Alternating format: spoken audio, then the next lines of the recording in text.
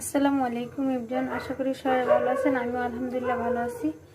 কিভাবে রুটি বা পরোটা দীর্ঘদিন ফ্রিজে সংরক্ষণ করে রাখা যায় সেই পদ্ধতি আজকে আপনাদের সাথে শেয়ার করব। এই তো আমি প্রথমে কিছু আটা লেচি কেটে নিয়েছি, এরপরে হচ্ছে এই তো বানিয়ে নিলাম। এরপরে আমি কিছু রুটি এরকম মোটা আকারে করে, আপনারা চাইলে পাতলা করে নিতে পারেন। আর আমি মোটা, যেহেতু পরোটা বানাবো এই জন্য আমি মোটা মোটা করে কিছু রুটি বানিয়ে নিয়েছি। হাফ মানে এই পাশে 5 সেকেন্ড, ওই পাশে 5 সেকেন্ড এরকম করে রেখে রুটিগুলো ভালোভাবে ভেজে নিয়েছি। এই তো এখন এই পর্যায়ে ঠান্ডা করে নিলাম কিছুক্ষণ। এই তো রুটিগুলো পুরো ঠান্ডা হয়ে গেছে। এখন আমি রুটিগুলোকে ফ্রিজে যে কোনো একটা আপনারা রাখতে পারেন। এটা আমি যেভাবে রেখেছি আর কি।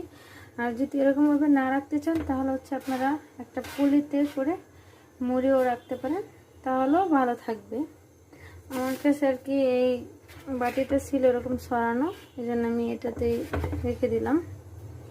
এই তো এটা আপনারা সহজেই বাচ্চাদের টিফিনে বা যারা কর্মজীবী আছে ওরাও মানে চাইলে একটা ভেজে খেয়ে গেল বা পরেও খেতে পারলো আর কি। সব সময় রুটি বানানো কিন্তু অনেক প্রচুর ঝামেলা, এই জন্য আর কি এই পদ্ধতিটা আপনারা ট্রাই করতে পারেন। এই তো আজ এই পর্যন্তই। আপনারা ভালো থাকবেন, সুস্থ থাকবেন। আর আমার ভিডিওটা যদি আপনাদের ভালো লাগে তাহলে একটা লাইক কমেন্ট করে দেবেন। আজ এই পর্যন্তই। আল্লাহ হাফেজ।